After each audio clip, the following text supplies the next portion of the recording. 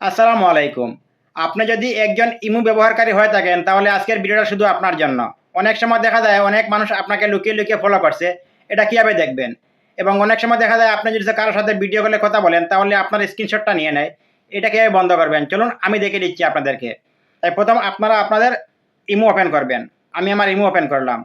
Imo open করার পরে আপনারা এই যে এই জায়গাতে টিপ দিবেন। নামের এখানে ছবির এখানে আপনারা টিপ দিবেন। আমি এখানে টিপ দিলাম।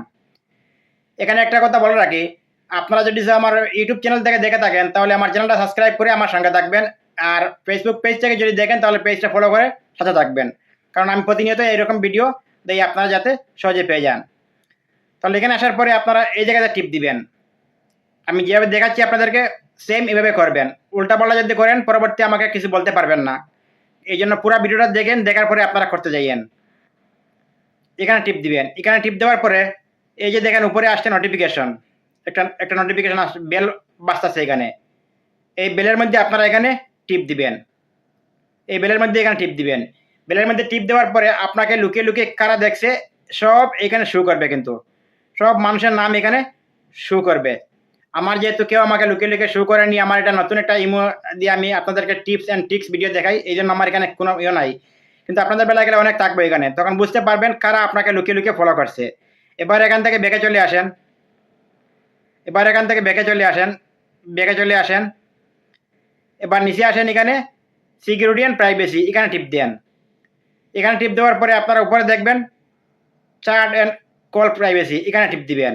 এখানে টিপ দেওয়ার পরে আপনারা যদি সব এই যে নিচের ব্লক স্ক্রিন, এই যে দেখেন এখানে লেখা আছে, এই যে দেখেন, এই যে দেখেন ব্লক স্ক্রিন, এই জায়গাটা যদি আপনাদের বেলায় গেলে অফ থাকে তাহলে যে কোনো মানুষে আপনার ভিডিও কলে কথা বলার সময় স্ক্রিনশট নিতে পারবে, কিংবা আপনি যে কোনো ছবি কিছু দিলে আপনার স্ক্রিনশট নিতে পারবে। আর এটা যদি আপনারা অন করে রাখেন যদি তাহলে আপনার ইমো থেকে কোনো ধরনের ছবি কোনো কিছু স্ক্রিনশট নিতে পারতো না।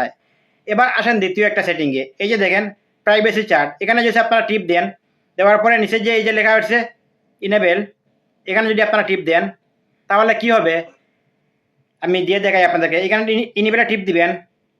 টিপ দেওয়ার পরে আপনারা যে কোনো মানুষের যার সাথে আপনারা চ্যাট করবেন, যে অন্য কোনো মানুষের দেখতে যেন না পারে আপনি কার সাথে চ্যাট করছেন। আমি যেমন এই মানুষটা সিলেক্ট করলাম, করার পরে এখানে নিচে আপনারা ওকে দিয়ে দিবেন।